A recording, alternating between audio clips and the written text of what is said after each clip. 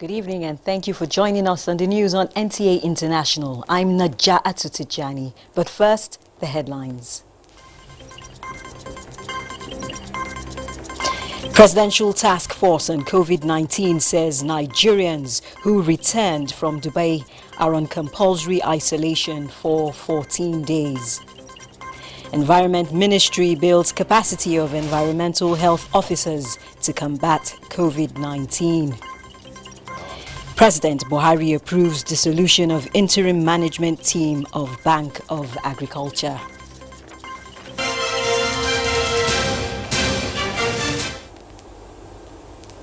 And now the news in detail.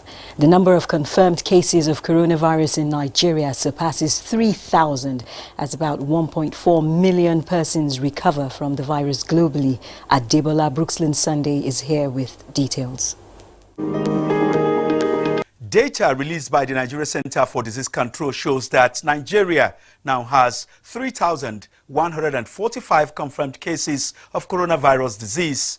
Out of this figure, 534 persons have been discharged, while 103 fatalities have been recorded. Currently, Lagos, Kano, Borno, Gombe states and the Federal Capital Territory are topping the table, while Niger, Benue, Imo, Abia and Anambra states are at the bottom of the charts. Tally by the Africa Center for Disease Control and Prevention of COVID-19 dashboard shows that Africa has now reported more than 51,698 cases of coronavirus across the continent.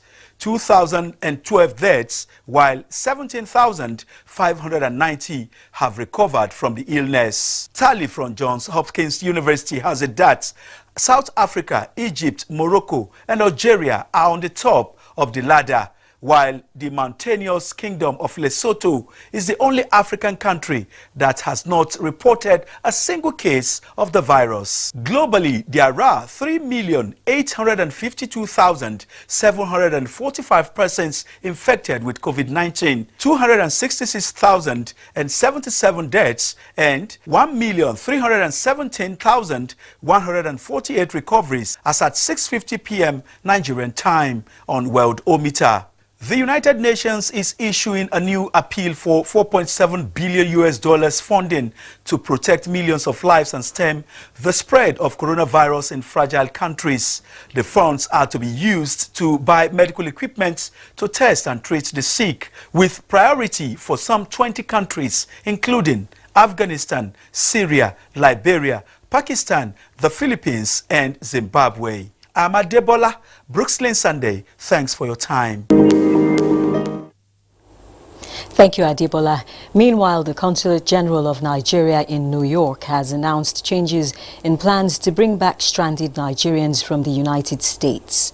A statement issued on behalf of the Nigerian missions in the United States says evacuation of the first batch, earlier scheduled for Sunday, will now be on Saturday. The statement clarifies that no fewer than 700 Nigerians have registered with the missions in the United States for evacuation. It says the aircraft slated to evacuate the returnees can only accommodate 270 passengers who would be picked on a first-come basis. It, however, says priority will be given to those stranded with proof of short-stay visas, the elderly, families with children and returning students. And the Presidential Task Force on COVID-19 says all Nigerians who returned to the country from Dubai are placed on compulsory isolation for 14 days. The chairman of the task force, Boss Mustafa, says the returnees will be subjected to medical checkup and are advised to follow the instructions of medical experts supervising their treatment. In the meantime, the Minister of Health, Dr. Osagi Ihanuri, says any returnee who tests positive will be transferred to an isolation center for treatment. Isolation at designated facilities in Lagos. The Nigerian Center for Disease Control will conduct appropriate tests to determine their status within the period of isolation. The Presidential Task Force is finalizing arrangements for similar evacuation from other parts of the world. If during the period signs and symptoms show up, they will be tested. If they are positive, they go to treatment centers. So that's what you call isolation 1 or quarantine. Now, if after 14 days they showed no symptoms, no signs, and they are tested, they are negative, they are free to go, which means that to all intents and purposes, they are not carrying the virus.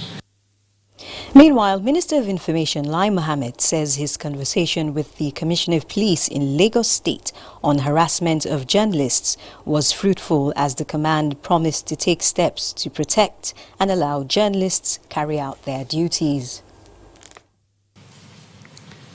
He has duly instructed his officers and men on the need to desist from harassing anyone on essential duties, especially journalists.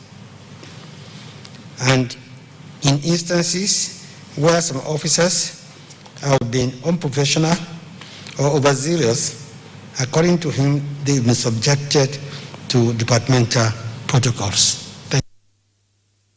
Director General, Nigeria Center for Disease Control, advised managers of businesses and workplaces to provide necessary personal protection equipment and discourage the sharing of work tools among staff or workers. President Muhammadu Buhari has approved the immediate dissolution of the interim management team of the Bank of Agriculture. The Minister of Agriculture and Rural Development announced this in a statement in Abuja. In a letter to the Minister of Agriculture and Rural Development, President Buhari approved the appointment of Alwan Ali Hassan as an acting managing director for the Bank of Agriculture. Alwan Hassan hails from Kano State and holds a master's degree in business administration.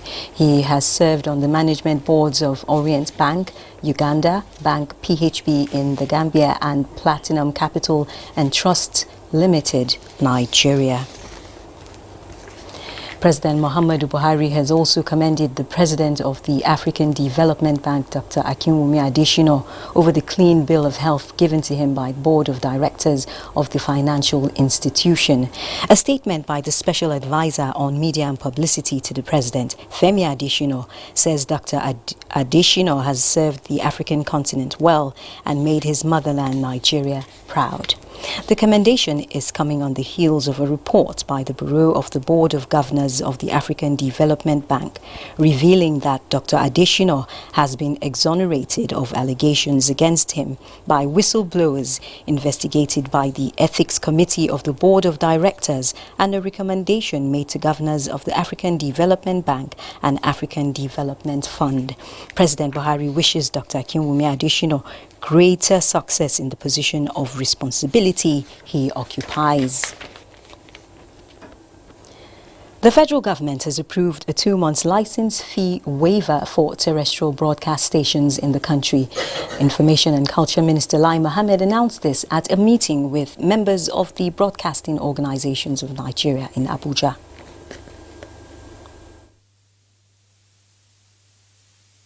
Therefore, there's no doubt that we need a collective and government-supported approach in dealing with immediate short and long-term palliative and initiatives for the industry in order to mitigate the effect of the pandemic on the sector. And now joining me in the studio for further clarification on issues affecting the broadcast industry in Nigeria and COVID-19 is Sir Godfrey Ohwabunwa. He is Group Managing Director, CEO and Vice Chairman of the Broadcasting Organizations of Nigeria. Sir, you're welcome to NTA International Studios. Now, on account of COVID-19, revenue generation and earnings by media or broadcast organizations have been adversely affected.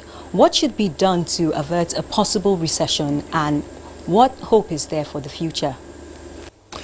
As you know, the broadcast industry, especially the electronic and now even those in the paper, has played a role, continue to play a very important role in the COVID-19 pandemic, especially in bringing news and update to people. As you know, this pandemic has affected not just the economy of the country, but also that of the media houses. As of today, the critical agent or source of revenue for the media houses are there is no business. Today, we are aware that most of the businesses are closing down and it's affecting the media houses even more. Therefore, I think what we need to do at this time, like we met with the minister, is for government to provide first some palliative for the media industry, because as of today we are aware, particularly the state-owned stations, that some of the stations don't even have fuel to run. In fact, some of the stations are shutting down in the couple of weeks. Most of them may not be in the air.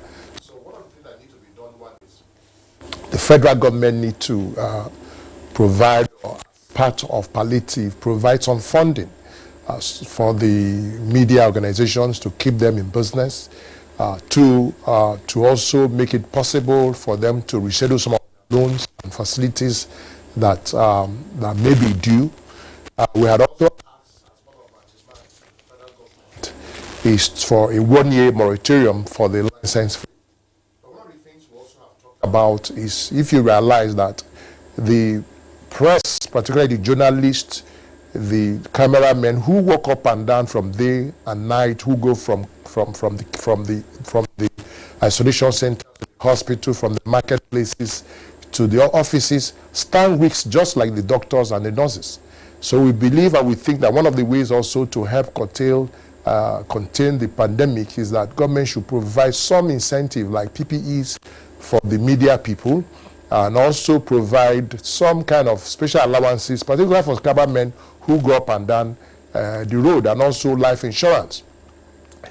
This is one of the ways we think that government can help. But having said this, one of the critical paths is that the broadcast houses, which is the business, need to survive outside COVID-19. And you know that the digital migration is a key, and it has become more important today that Nigeria should digitize. Therefore, one of the things Bond is asking is that federal government should take the opportunity now to provide funding to NBC in order for NBC to be digitized. Also, as you look at NTA, most of the other TV stations are not digital. If you looked at what happened in the last 1 week, most of the states are now beginning to broadcast or do what we call home lesson, tele-teaching, tele-education. For us to key to this ecosystem, federal government and state government should at this time quickly digitize their studios, because whether you like it or not, COVID-19 will and has changed the way we live. So let me cut you there. How did your members receive the news of the 2-month license fee waiver for terrestrial broadcast stations to cushion the effect of the coronavirus? First, we'd like to thank the minister for even being minister at the NBC, thinking about it. The truth is that before this time, the minister and NBC had thought about ways through which they can provide palliative for the broadcast industry. However, the meeting we had with them, I would say, is preemptive. They were not aware of our demands. We thank them for it. At least I have thought about it, but we believe that 2 months is not enough. That is definitely true, because the COVID-19 is already 4 months. Nigeria hasn't gone into the peak, so we don't even know when it will end. So 2 months is a good gesture, but I know that they know that 2 months will not be sufficient. What we are asking is at least a minimum of 1 year. Even banks, people are asking for, even government has given through CBN, has given moratorium for 1 year. So I don't see why NBC cannot give 1 year moratorium, which is the minimum anybody will expect. We are grateful for the much they have done, but I believe that having received our request, that NBC and the minister will use some of those demands and we take them and consider them for further action. Thank you very much, sir. Because of time, we're going to have to stop here. Thank you very much. Thank you very much. That was the Vice Chairman of Bond, Sir Godfrey Ohabunwa. Now, President Muhammadu Buhari and the Prime Minister of the Islamic Republic of Pakistan, His Excellency Mr. Imran Khan, Thursday had a phone conversation on the global initiative on debt relief canvassed by leaders of the non-aligned movement contact group. A statement by the Special Advisor to the President on Media and Publicity, Femi Adesina, says this is in furtherance of an online summit held on Monday, where leaders of the 120-nation organization agreed that a debt relief campaign be launched for developing countries to deal with the COVID-19 pandemic and unprecedented health and socio-economic challenges facing most of them. The Federal Ministry of Industry, Trade and Investment has directed all businesses, including factories, banks and sundry institutions, to abide by the guidelines on the ease of lockdown. The Minister of Industry, Trade and Investment, Richard Adeniyi Adebayo, has expressed dissatisfaction over deliberate and continuous violation of the new guidelines, which include social distancing and wearing of face masks in public places. In a statement, the minister notes that until banks and other commercial institutions open all branches, the horrible scenes observed around the bank's premises could pose severe danger of infection of COVID-19, as well as compromise measures put in place to tackle the spread of the pandemic. You're watching the news on NTA International. We'll take a break and be right back.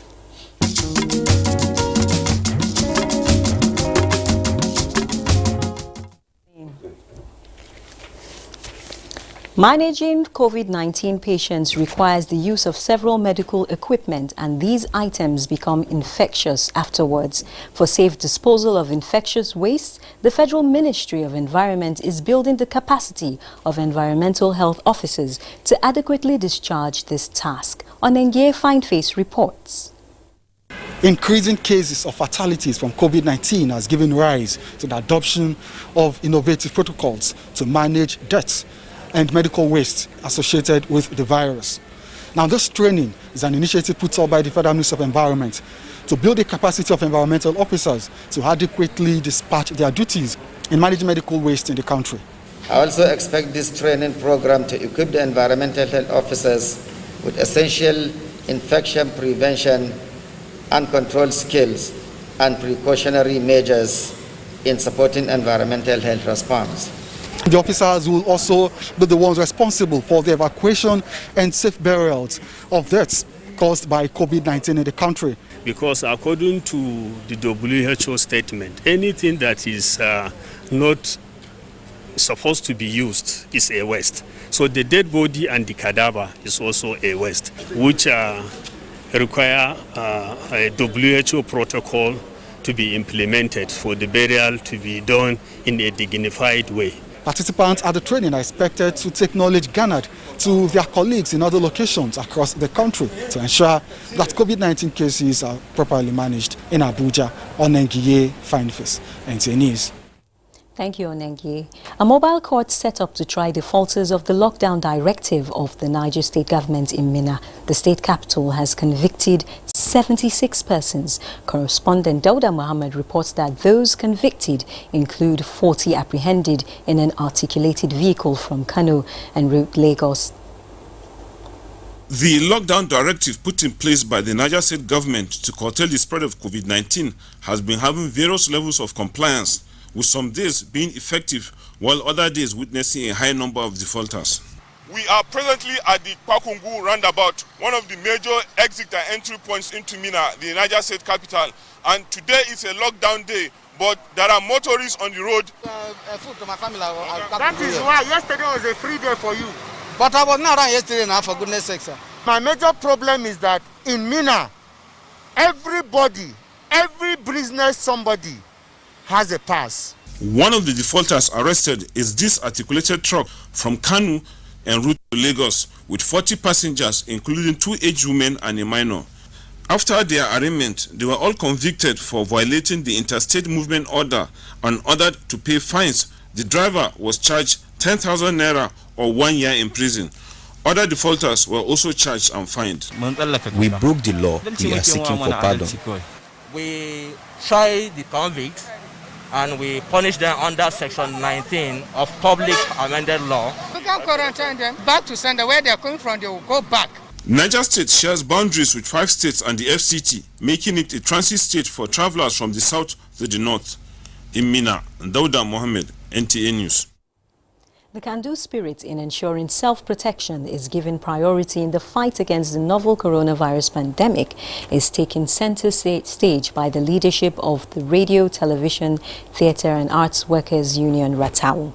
This follows the distribution of safety palliatives to media workers in the FCT to promote personal hygiene and observe regulatory guidelines. Abubakar Usman Akwanga reports. The continued involvement of the media as one of the frontline agencies in the fight against coronavirus pandemic is the reason for the distribution of these protective kits. The growing waves and increasing impact of coronavirus pandemic to human lives, especially frontline workers, has remained on the front burner of stakeholders in the media industry. Worried by the situation, RATAU is taking the bull by the horn to mitigate chances of its members being exposed to contracting COVID-19 in a bid to accurately inform the public on update of the pandemic. As politicians and policymakers find ways of mitigating this threatening epidemic, media practitioners, among whom are members of our union, deserve special commendation for the reportage of COVID-19 despite the hazards associated with it. And work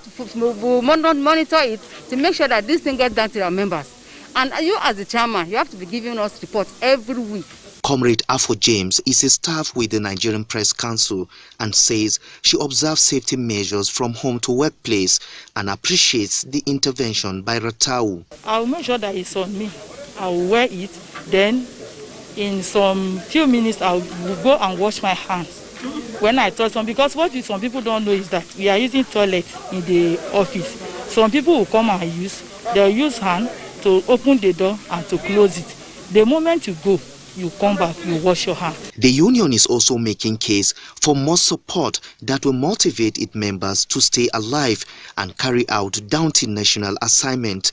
The measures is in tune with the efforts of RATAU in safeguarding the lives of its members while in line of duty. In Abuja, Abubakar Usman Akwanga, NTA News. In line with the directive for corporate organizations, groups and individuals to support the fight against the spread of COVID-19, the Regent School, Abuja, has made donations to one of the isolation centers in the Federal Capital Territory. Austin Anyebe reports. As the number of people infected with COVID-19 increases by the day, so government is expanding the facilities to cope with its management. Isolation centers form an integral part of these facilities, of which organizations are rallying around the government.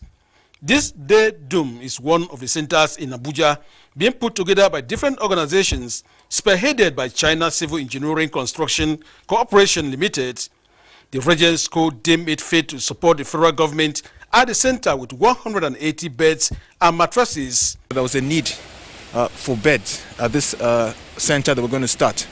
And our school, the board of the school, the Regent Secondary School, donated 180 beds, also mattresses, and we also covered the mattresses. And we were told that it's almost time for them, I think, to open this place, and so we came around to see what the school had given to the center. The project coordinator at the center, Dr. Madu Peter, appreciated the management of Regent School and all other donors, saying work is in progress and will soon be completed. Regent School, they provided a good number of the beds that you can see here. We appreciate the Regent School. The Presidential Task Force have been such a great source of encouragement. They were here so many times to encourage us, see what was happening. Information about the isolation center is currently sketchy, but the facility is expected to accommodate infected persons. In Abuja, Austin Anyebe. And on the security front, the multinational joint task force and other coalition members, including the Air Task Force of Operation Laifia Adole and the Nigerian Air Force, have neutralized about 48 ISWAP fighters and destroyed their camps in a joint air and artillery bombardment at Dumba and location Charlie on the fringes of Lake Chad. In a statement by the Chief of Military Public Relations, Colonel Timothy Antiga, The operation was executed by the Air Task Force of Operation Laifia Adoli in conjunction with the Nigerian Air Force and Artillery Regiment of Sector 3 of the Multinational Joint Task Force on May 5, 2020. Similarly, some ISWAP elements who had attacked a Nigerian army base near Diffa in Niger Republic were tracked by Nigerian and Nigerian NAF intelligence, surveillance and reconnaissance aircraft and allied surveillance assets as they crossed the border in 8 gun trucks to their harbor position at a location codenamed Location Charlie. And that's the news for now. Thanks for joining us. I'm Najat Atutijani.